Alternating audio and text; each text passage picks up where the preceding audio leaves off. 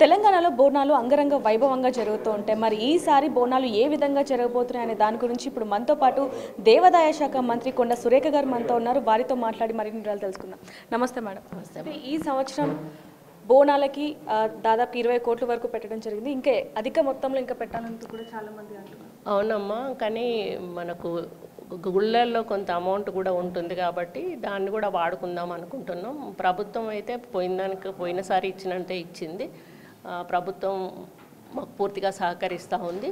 కానీ last time ఏ విధంగా జరిగినాయో అంతకంటే కూడా ఇంకా వైభవపేతంగా జరపడానికి మేము అన్ని రకాలుగా చర్యలు తీసుకుంటా ఉన్నాం. అంటే మేడం, బోనాలు అనగానే మన అందరికీ కూడా జోగినీళ్ళు ఎక్కువగా గుర్తుకొస్తూ ఉంటారు. అంటే గతంలో అంటే పోయిన సంవత్సరం చూసుకుంటే వాళ్ళకి అవమానం జరిగింది, సరిగ్గా ఏ సౌకర్యాలు లేవు అంటూ కూడా వాళ్ళు వాపోయిన పరిస్థితి కనిపిస్తుంది. వాటిని దృష్టిలో పెట్టుకొని ఇప్పుడు ఏ విధంగా అది ఎక్కడో ఒక్క దగ్గర కావాలనే కొంచెం క్రియేట్ చేశారమ్మా. అది ఇక్కడ కూడా మేము అసౌకర్యం కలిగించలేదు. అందరికీ కూడా వాళ్ళకు ఫ్రీగా లోపలికి వెళ్ళే ఏర్పాటు చేశాము.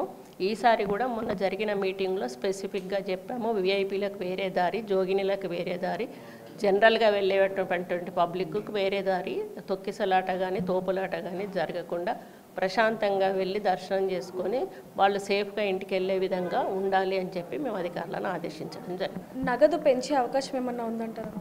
చూడాలమ్మా, ఎందుకంటే మాకు టెంపుల్స్ పెరుగుతున్నాయి. పోయినసారి అంతకు ముందు కంటే కూడా టెంపుల్స్ పెరిగాయి కాబట్టి మాకు 5 కోట్లు కొంచెం ఎక్కువ వచ్చాయి కాబట్టి మేము అడ్జస్ట్ చేయగలిగాం. ఈసారి ఇంకా పెరుగుతున్నాయి కాబట్టి పెంచే అవకాశం గురించి ఆలోచించాలి. పెంచితే ఏమవుతుందంటే కొత్త వాళ్ళకు ఇవ్వలేము, పాత వాళ్ళకు కూడా అందరికీ ఇవ్వలేము.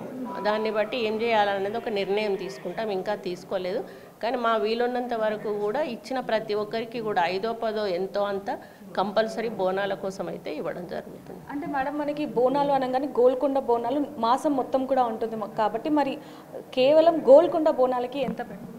అది ఇంకా మాకు అంటే వాళ్ళ రిప్రజెంటేషన్ బట్టి మేము ఇస్తామమ్మా. అది అధికారులకు హ్యాండ్ ఓవర్ చేసాము. అది కలెక్టర్ గారే చూసుకుంటారు మొత్తము.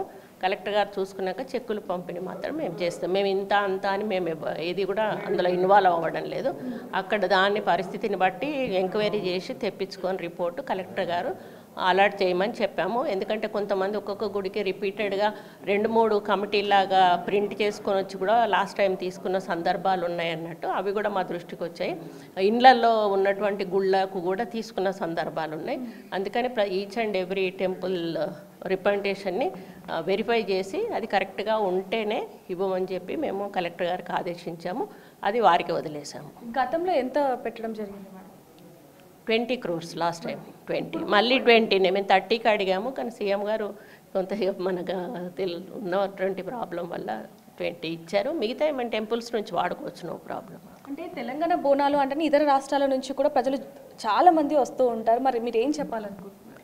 ఇది ఒక అంటే ఆషాఢ మాసం అని అంటేనే హైదరాబాద్ అంతా కూడా బోనాలతోటి చేసుకునే సంబరాలు. నెల మాసం అంతా కూడా ఈ సంబరాలతోటి మరి అంబరాన్ని అంటే విధంగా భక్తులందరూ కూడా బోనం ఎత్తుకొని మరి వాళ్ళ మీద దేవుడు ఊనడం కానీ, మనకు రంగం చెప్పడం కానీ ఇటువంటి కార్యక్రమాలు జరుగుతూ ఉంటాయి. చాలామందికి దీని మీద విశ్వాసం ఉంది కాబట్టి మన రాష్ట్రం నుంచే కాకుండా చుట్టుపక్కల రాష్ట్రాల నుంచి కూడా చాలామంది వస్తారు. వాళ్ళందరికీ కూడా టెంపుల్ దగ్గర సౌకర్యాలు, ఎందుకంటే మహిళలు వస్తారు, పిల్లలు వస్తారు.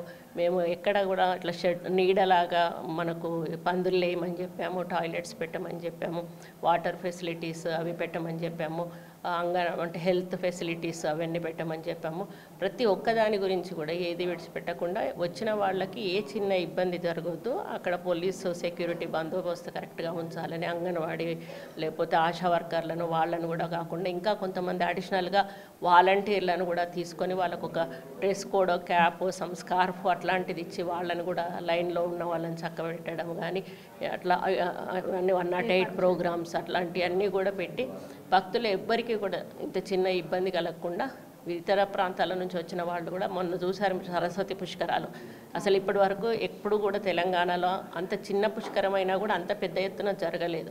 ఎక్కడైతే సరస్వతి పుట్టుతుందో అక్కడ కూడా జరగలేదని అక్కడ వచ్చిన వాళ్ళు చెప్పడం జరిగింది. కాబట్టి మాకు ఇది అయిపోయిన తర్వాత నెక్స్ట్ టార్గెట్ మాకు సమ్మక్క సారలమ్మ, తర్వాత గోదావరి పుష్కరాలు, తర్వాత కృష్ణా పుష్కరాలు, ఇవన్నీ కూడా మా చేతుల మీద కూడా జరిగే అవకాశం వచ్చినందుకు నాకు హ్యాపీగా ఉంది.